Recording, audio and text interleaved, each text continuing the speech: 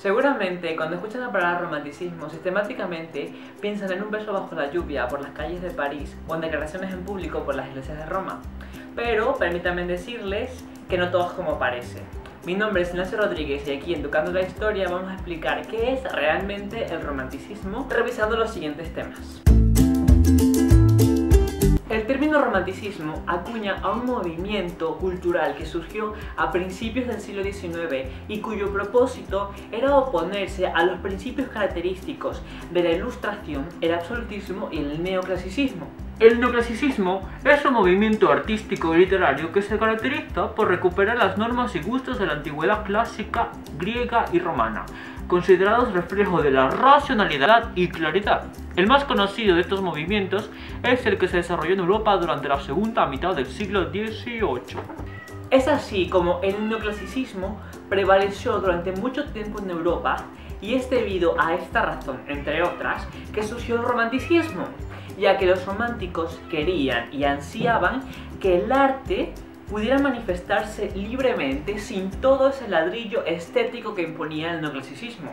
Se puede entender mejor el romanticismo con esta consigna que afirma que entre el año 1770 y 1800 Europa se acostó absolutista y neoclásica y se levantó demócrata y romántica. Los principales acontecimientos que precipitaron el surgimiento del romanticismo fueron la Revolución Industrial Inglesa, la Revolución Francesa y la Revolución Americana. ¿Por qué decimos que estos tres acontecimientos van a desatar el romanticismo? Es necesario mencionar que una de las características más importantes del romanticismo es el individualismo. Los románticos van a defender el individualismo y en el ámbito político van a defender los nacionalismos. Es así como, por ejemplo, la Revolución Francesa va a contribuir a la aparición del romanticismo en la medida de que, cuando finaliza la Revolución Francesa, Napoleón llega al poder en Francia.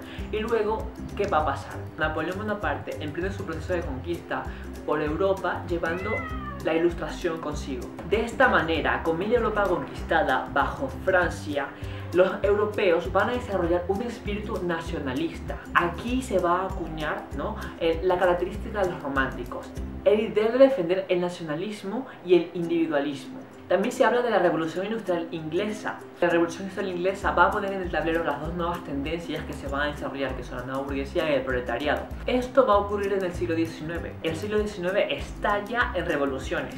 Empiezan las revoluciones románticas por toda Europa, que son las revoluciones a favor del proletariado. El proletariado se subleva ante las injusticias de la burguesía.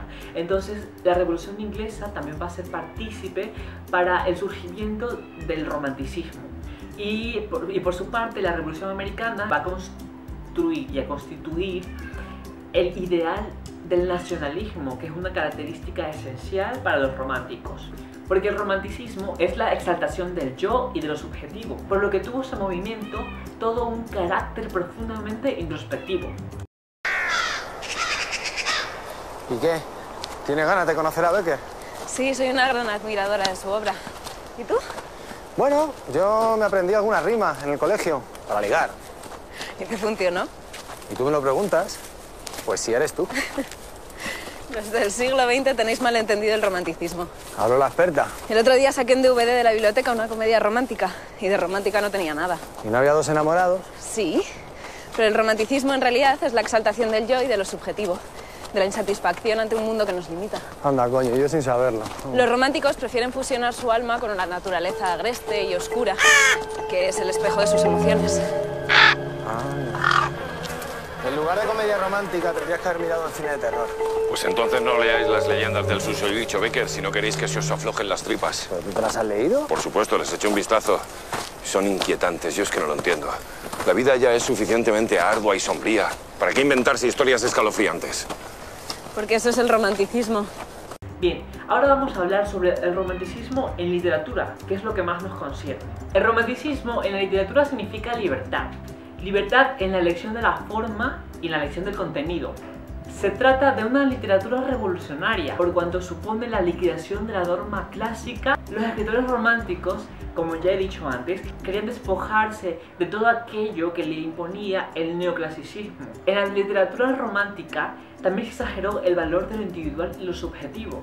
Por tanto, el tema preferido era la exhibición de la intimidad, de los sentimientos, de los anhelos, las dudas, y de ahí que la lírica fuera el género literario más representante y más característico de la época. Y por tanto, como ya se pueden imaginar, tanto el teatro como la poesía, sobre todo la poesía, fueron los recursos por excelencia más utilizados. Bien, y hablemos del espacio utilizado por los románticos para poder inspirarse o para poder relucir todo el sentimiento que llevaban por dentro y exteriorizarlo a manera de poesía o de literatura, vamos, todo de una manera bastante lúdica y lírica. Tenemos claro que el romántico hace una exageración del yo, y esta exageración del yo lo conduce al aislamiento. Es por eso que los espacios preferidos de los románticos van a ser los lugares retirados, como los bosques, o los lugares agrestes. Estos lugares van a reflejar el espíritu y las características de los románticos. Y bien, ya para culminar con el video, les voy a leer un pequeño poema donde se ejemplifica la grandiosidad del romanticismo. Podrá nublarse el sol eternamente, podrá secarse en un instante el mar, podrá romperse el eje de la tierra como un débil cristal. Todo sucederá, podrá la muerte cubrirme con su fúnebre crespón, pero jamás en mí podrá apagarse la llama de tu amor.